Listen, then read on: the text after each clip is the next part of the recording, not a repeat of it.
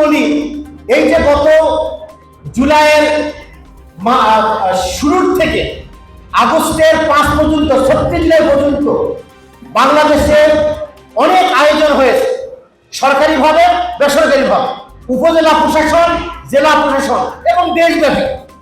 তার মধ্যে কিছু আয়োজন ছিল খুব মনোমুগ্ধকর। সেটি হলো, একটি হলো যেমন জুলাই জাগরণ। আমার কি নাম শুনেছি সেটি? জুলাই জাগরণ, জুলাই জাগরণ করে মাথায় ফেলে প্রতিদিন আমাদের ফেসবুকে সামাজিক যোগাযোগ মাধ্যম। এই যে আমরা মেধার বিকাশ হচ্ছে, আমরা উৎসাহিত হচ্ছি, যারা আমাদের ছাত্র সমাজের আইডল, তাদের মাধ্যমে আমরা অনেক জানতে পারতেছি। এটি কি আমাদের জন্য, আমাদের স্বপ্নে এগিয়ে যাওয়ার জন্য সহায়ক নয়?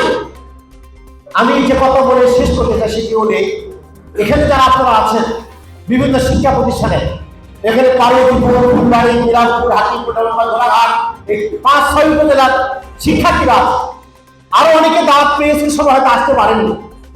আমি একটু জানতে চাই, বিরামপুর থেকে কারা কারা আসলে হাত তোলেন? বিরামপুর থেকে, বিরামপুর উপজেলার কারা আছে? একটু ভালো করে হাত তোলেন। একবারে আলি, মানে সোজাসুজি, দেখা না, সোজাসুজি, গোল হাত না। আচ্ছা, বিরামপুর থেকে বিভিন্ন শিক্ষা প্রতিষ্ঠান আছে। এরপরে পার্বতীপুর থেকে আসে না, পরিসংখ্যান নিচ্ছি না আমরা, এই জন্য এভাবে বলতেছি যে আমাদের পার্বতীপুর, ফুলবাড়ি সহ 6 উপজেলার শিক্ষার্থীরা আছে।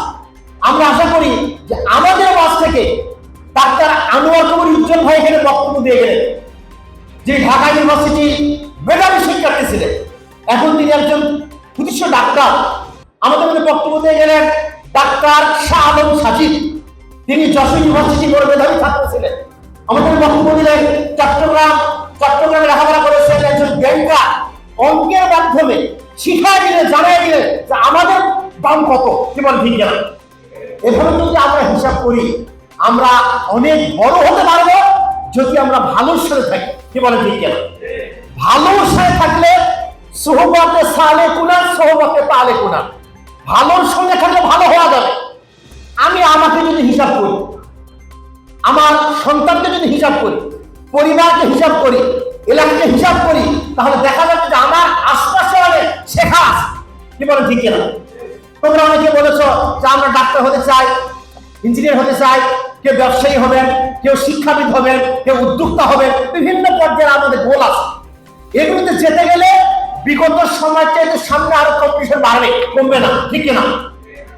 যেমন আমি যদি আমাকে বলি, আমার ছেলে রংপুর মেডিকেলে যে সময় চান্স পায়, আর গত বছরের মেডিকেলের চান্স পেতে গিয়ে আমার মেয়ে পাশে বেশি নাম্বার পেয়েছে, কিন্তু চান্স হয়নি।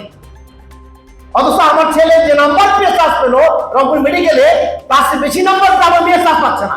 তার মানে কম্পিটিশন কি বেড়েছে? অনেক বেশি কম্পিটিশন বেড়ে গেছে। অতএব আমাদেরকে অনেক বেশি এগিয়ে যেতে হবে।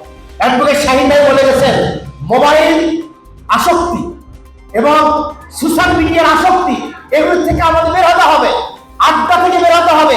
লেখাপড়া, লেখাপড়া, লেখাপড়া, read and read, most active হতে হবে আমাদেরকে।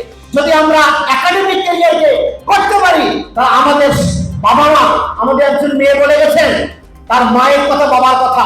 আমাদের মাঝে অনেকের মা বাবা থাকতে পারে, যেই মা বাবা মাথার ঘাম পায়ে ফেলে হাড় ভাঙা পরিশ্রম করে, তার প্রত্যাশা হলো আমার মেয়েটা ভালো করবে, আমার ছেলেটা ভালো করবে, আমার ছেলে ডাক্তার ইঞ্জিনিয়ার শিক্ষাবিদ হবে, আমার মেয়ে ডাক্তার ইঞ্জিনিয়ার শিক্ষাবিদ হবে। অতএব আমার মা, আমার বাবার যে প্রত্যাশা, সেই প্রত্যাশা পূরণ করার জন্য আমাদেরকে এগিয়ে যেতে হবে। আমরা কলেজ লাইফে যাবো, ইউনিভার্সিটি যাবো, মেডিকেল কলেজ যাবো, সেখানে গিয়ে আমরা যদি হারিয়ে যাই দুনিয়ার সাথে, তাহলে হবে না। আমাদের কন্ট্রোল থাকতে হবে, যাতে আমি আমাকে গড়ার ক্ষেত্রে লেখাপড়া এর উপরে যাতে আমরা অটুট থাকতে পারি। আমরা আশা করি পারবো, ইনশাল্লাহ।